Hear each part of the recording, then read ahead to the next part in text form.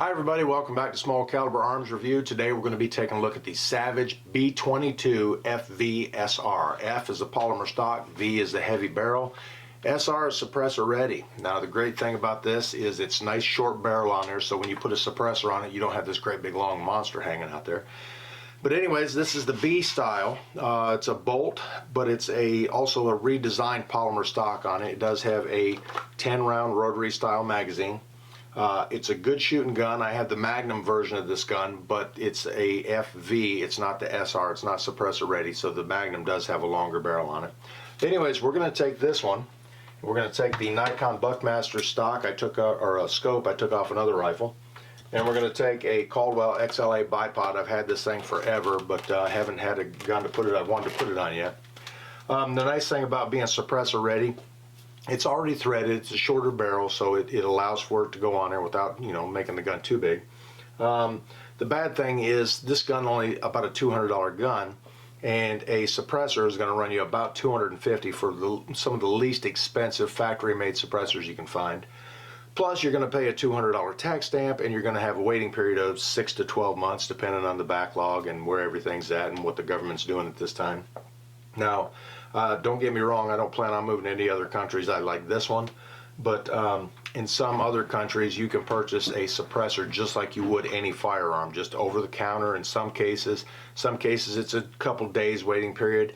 In some countries it's even considered rude for you to shoot a firearm without a suppressor on it. They get the noise levels down to safe area where you can shoot without hearing protection. I almost always wear hearing protection when I'm firing guns. Sometimes with the 22s I don't, but it would be nice to get out there and enjoy the shooting sports without having to have something covering up your ears. I got one of those phobias where I don't like my ears covered. I don't mind it when I've got my electronic hearing protection on, because I can still hear things outside when I turn the volume up. It just cuts out the loud sounds, brings it down to a safe level. I work construction, so I wear earplugs quite regularly, and those don't bother me as much, but still it would be more enjoyable to get out there and shoot without having to use that. Anyways, let's get this stuff put on this rifle and we'll get it out there and take a few shots with it.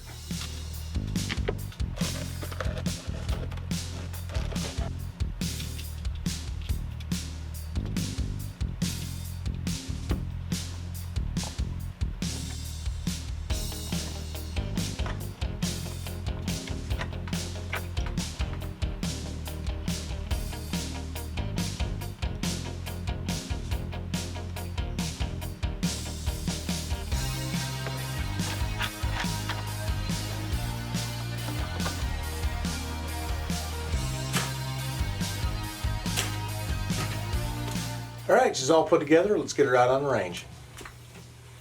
Alright, the first thing I got to do is get it bore sighted, which I've got the bolt out of it. I can peek right through there and see my target compared to where my scope is showing I'm going to hit. I get the magazine loaded up and then give it a few shots, get it dialed in where it needs to be.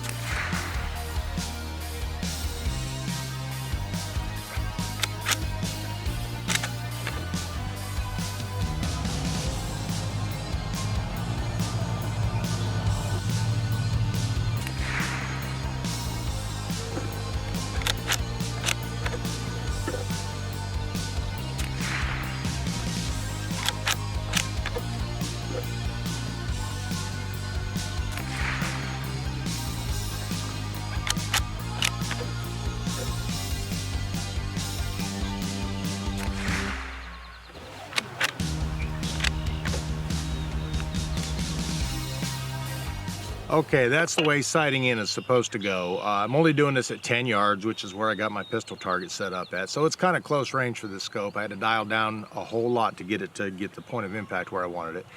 But anyways, I took 5 shots there, one of them to see where I was at, and the other 4 are pretty much in the same hole. I'll go up there and show you that. But We're going to try some different ammos in there. That right there was CCI standard velocity. These are, let's see, I think they're 40 grains. They are 40 grain bullets going at 1,070 feet per second. We're going to try some other ones. I got some Thunderbolts out here. I got some CCI 22 Quiets. I got some Aguila 22 SSS, which is sniper subsonic. That'd be a perfect round for a suppressor on this gun, which is what it's designed for. Then I got some Winchester 40 grain 1,300 feet per second. And I got some CCI mini mags out here. They clock in at 1,260 feet per second. So we're gonna give it a few shots at a bunch of different targets and see how they do. Each bullet should impact a little bit differently. I'm not sure what the 22 SSS's, the velocity is on them, but they are 60 grain bullets, so it's kind of heavy. Kind of a neat looking little bullet too, because it's pretty much a 22 short case. If I can get one of these little fellers out of here, with a really big bullet on it. All right, this was the target I used when I was shooting a 45 yesterday, but you can definitely tell the difference between a 22 and a 45. There was my first shot. I dialed it up, and there's 4 more shots right there in that one little hole. All right, I still got 5 rounds of the CCI standard velocity in here. We'll take some shots at target number 1 on there.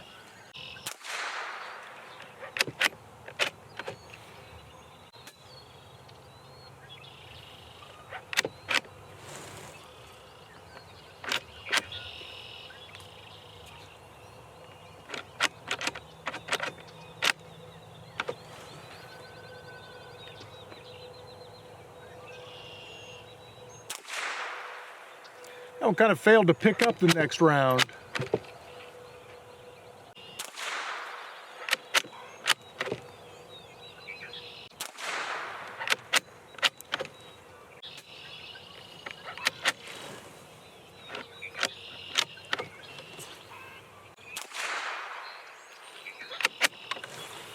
All right, there was 5 more rounds of the standard velocity after I got it sighted in. Again, it's pretty much one hole. All right, there's CCI standard velocity 40 grain, pretty much one hole there. Let's go for target number 2 over here with a different one. All right, this one we're gonna go with some 22 Thunderbolts. These are Remingtons. They are 40 grain bullets, lead round nose, 1,255 feet per second.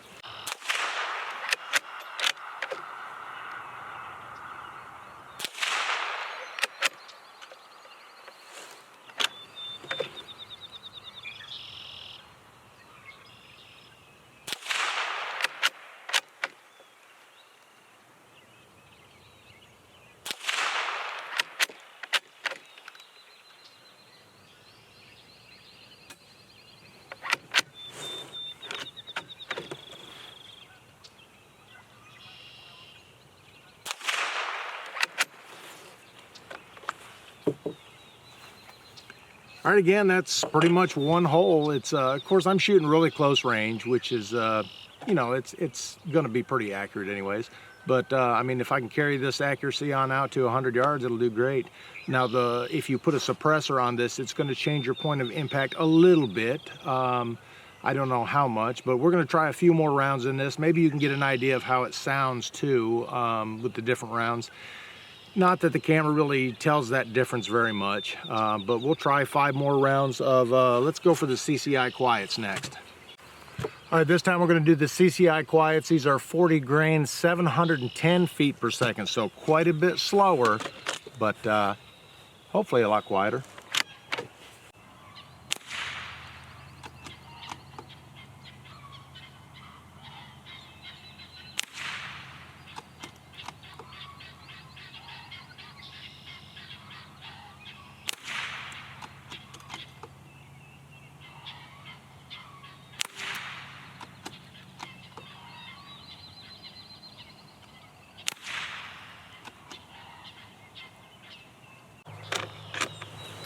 Okay, there was 5 shots of CCI Quiet. Let's try some of the Aguila 22 subsonic sniper or sniper subsonics. These are 50 grain bullet, and like I said, they're kind of an odd shaped little fella. It is a 22 short case that has a really big 50 grain lead projectile in it.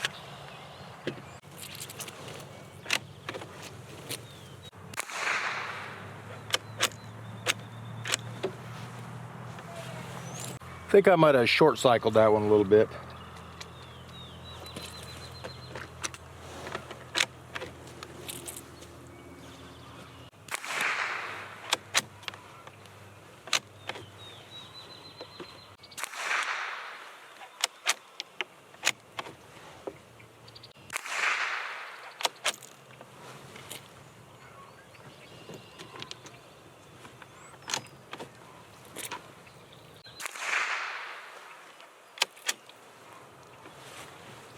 All right, those ones seemed to shoot a little bit wild, and it had a little trouble ejecting those short cases on there. I've also noticed, and you've seen it in the video, there's been a few times where it failed to pick up the next round and shove it into the chamber there. Not sure what that is. Maybe it's because it hasn't been cleaned or lubed or anything. It's brand new right out of the box. You've seen the first shots taken with it. Yeah, we'll tinker with it a little bit more, see how it does.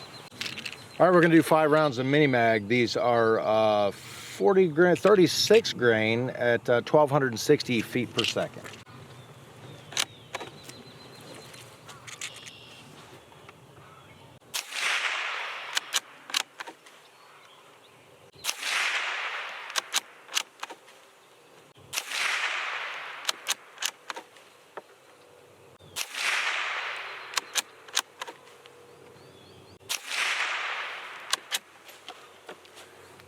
All right, now we're going to do 5 rounds of Winchester. These are 40 grain, 1,300 feet per second. Super speed for, let's see, small game target and planking. Round nose, copper plated.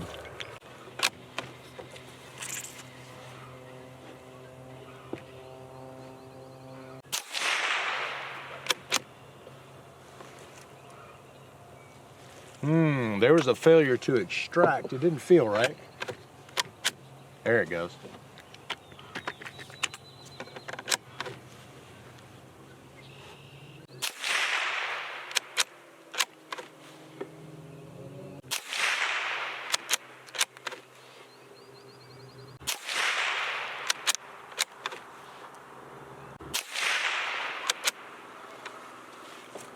That was it. That was 5 rounds of Winchester. Okay, there was the CCI mini mags, 36 grain, 1,260 feet per second. They're all in one little tight little group there. The Winchester 40 grain, 1,300 feet per second, again in a tight little group. The Aguilas, I've got 1, 2, 3, 4, 5. I can actually count out where all 5 of those hit at. Again, those are probably a pretty slow round, but there was quite a bit more spread on it. Also with the CCI quiets, that could have been me. I see 2 holes there. Each one of these is 5 shots, every one of them, and they all do pretty good. But again, I'm shooting at a pretty close distance, so that's to be expected.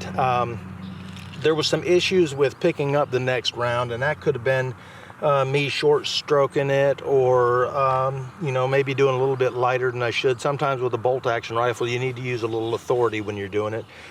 There was the failure to extract on one of those, which is kind of odd.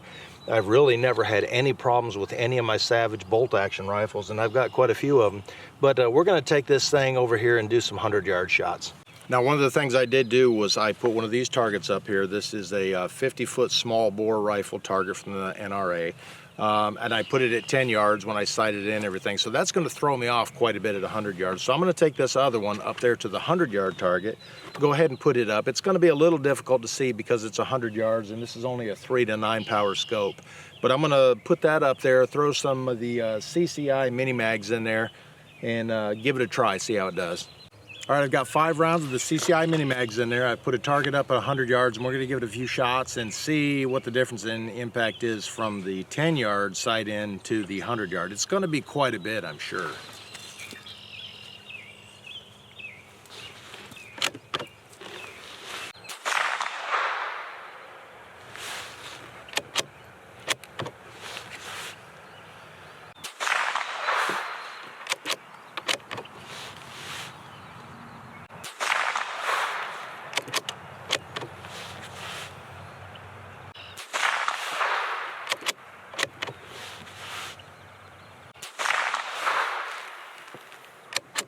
All right, there's 5 rounds, 100 yards, CCI mini mags. Let's go up there and take a look at it. You know, I could get me a spotting scope and then I'd probably be able to see the impacts from back there at the 100-yard bench, but hey, I'm down like 40 pounds since my Kel-Tec CMR 30 video, so I'll just keep on walking. All right, yeah, there is quite a bit of difference in sighting in at 10 yards and sighting it in at 100 yards. I was aiming here at the center. 1, 2, there's some fresh wood right there, so it looks like 1, 2, 3, 4, 5 maybe. Yeah, there's some adjustment needs to be done on there. Let's walk back down to the bench, adjust it, and try it again. All right, I believe on a 22, you should probably sight it in at 50 yards. 100 yards is a little far for a 22. The bullet is, it's not real fast, but they tend to lob the farther out you go. Not a real flat shooting round. 17 HMR would be perfect to sight it in 100 yards, and anything, you know, with a high velocity would be great for it. But when I was over here, I clicked my dial quite a few turns to get it sighted in at 10 yards. So now I got to bring that point of impact back down. So it's going to be quite a few clicks on here. I'll see if I can't set it up in the stands, get it still, aim at my intended point of impact, and adjust my crosshairs up to where I was hitting, and it should get me right there where I need to be. Should. All right, I gave that a whole lot of clicks down and a couple clicks to the left because my impact was a little bit to the right. So I'm going to load 5 more rounds of the CCI Mini Mag in there, and we'll go ahead and give it 5 more shots and see if that gets me closer to where I wanted to be.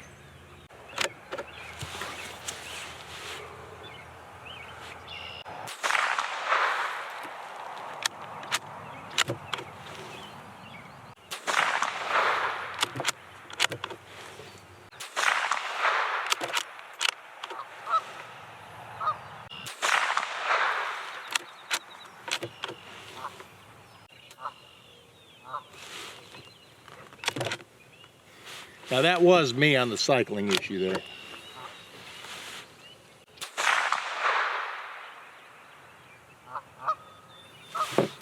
All right, I can see the points of impact on that one because I did not hit in the black circle. At least with 3 of them I can see them. We'll go take a look at that, get some more exercise in.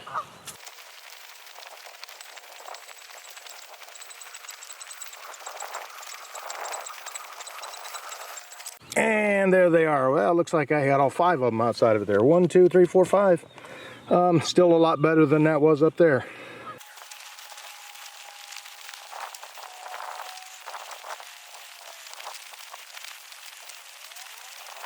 All right, one of the things I've noticed about when I was doing the 10-yard shots is that it seemed to me like the Winchester shot a little bit better. So I'm going to go ahead and throw 5 of those in there, readjust a little bit, see if I can get it pretty close. Now, those impacts were right around the target, a little bit to the right of where I was aiming, but they were pretty much right around it, so I'm probably pretty close. A lot of that was probably me. I am shooting off the bipod now.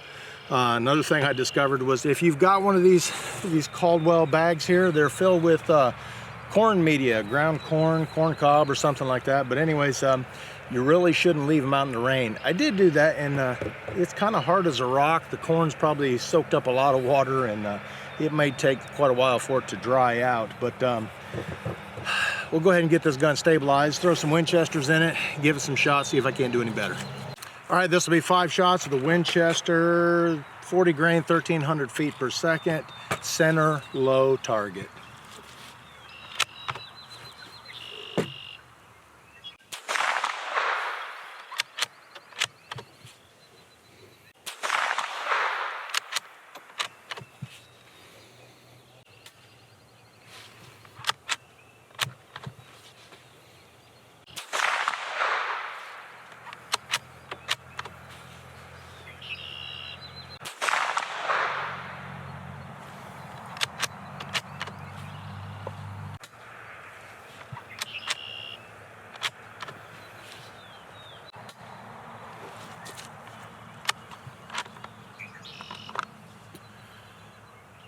All right, maybe it's me, maybe it is the magazine or something, but that's been quite a few issues where it's failed to pick up the next round. It's seated all the way back in there. The groove is there. It's lined up pretty good. I do see if I can get this close enough for you to see it. There's a little scratch on the lead right there, so it's like the bolt is just nicking that. I'm not sure why it's not picking up. I don't like that. But like I said previously, I've never had any problems with any of my Savages doing that. Let's see what happens.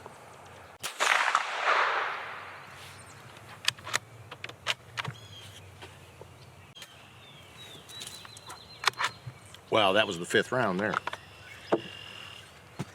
All right, I'm not going to go up there. I can see the impacts through the scope. I see, let's see, 3 of them. Hopefully that means 2 of them are in the black, but the 3 I see just around the outside of it, not far off. Again, it's 100 yards. The 22, you should really be sighting it in at 50. Hey, now I've got some steel targets up there. I got to shoot them. I like to hear that ring.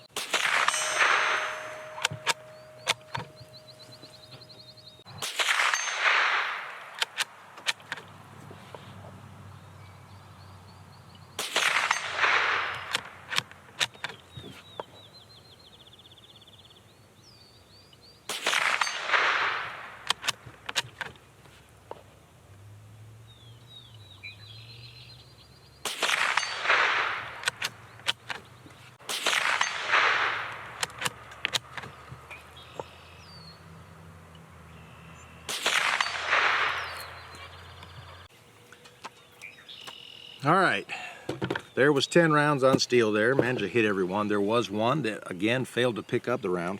I'm not sure why that's happening. Like I said, I'll have to take a closer look at it. Seems like for some reason it just fails to extract that next round out of the magazine and put it into the chamber. I did have one failure to extract it out of the chamber and eject it. It's a Savage. It's a good rifle. Put the Caldwell bipod on there. This one is spring-loaded to, push them out. They are adjustable. You have to hold that in. There's a couple little notches on there where they click. The Nikon Buckmaster on there, I've got it dialed in at 100 yards. Pretty good anyways, I would say. It is a 22. Again, it should be sighted in at about 50 yards, but this gun is made for suppressed shooting. I mean, that's the whole reason it's called a S.A.R. Now, I'm like a lot of other Americans, I'm waiting for the Hearing Protection Act to see if that passes. Like I said, in some countries you buy a suppressor just like you would any other firearm or firearm accessory. Some you get it right over the counter. Here's my money, give me my suppressor. Some of them there's a couple day wait. In the United States, there's been a lot of, Hollywood has really demonized the suppressor by, showing people committing crimes with suppressors on there and nobody ever hears anything. They do it right in a crowd and nobody even noticed. It doesn't work that way. They're still loud, just they're hearing safe anyways. And I find it hard to buy a suppressor that costs more than the rifle and then pay a tax stamp that costs as much as this rifle anyways, a $200 rifle. So it's hard to pay, 2.5 times what you paid for the rifle just to have a suppressor on there, a device that has no moving parts in it. And I do understand that there's a lot of research that goes into these, but suppressors have been around for a long time. I believe it was Roosevelt had a suppressor on one of his hunting rifles. Now, if you're shooting supersonic ammo, anything over 1,200 feet per second, you're still going to get that supersonic crack as the bullet breaks the sound barrier. But if you're shooting anything like these sniper subsonics from Aguila or even the CCI quiets, they're a lot slower and it makes it really enjoyable, especially if you're shooting something that's 25 to 50 yards away. You got a bunch of cans set up there, you're shooting them, or clay pigeons or whatever you want to shoot. It just makes it more enjoyable to be able to go out there without all this gear on and everything. Now, I strongly suggest you wear glasses anytime you're shooting, especially if you're shooting at steel. I did have an incident a couple years ago where I caught a ricochet to the cheek. Not a fun thing to do, but I did have my glasses on, luckily. Now, these are safety glasses that you wear, in construction and everything. These are pretty inexpensive ones here. Anyways, that's the Savage B22 FVSR. Again, the F is polymer stock, V is a heavy barrel, SR is suppressor ready. It is threaded. It comes with a thread protector on the end of it. If you could, hit the subscribe button up here and check out some of my other videos over here. And thanks for watching Small Caliber Arms Review.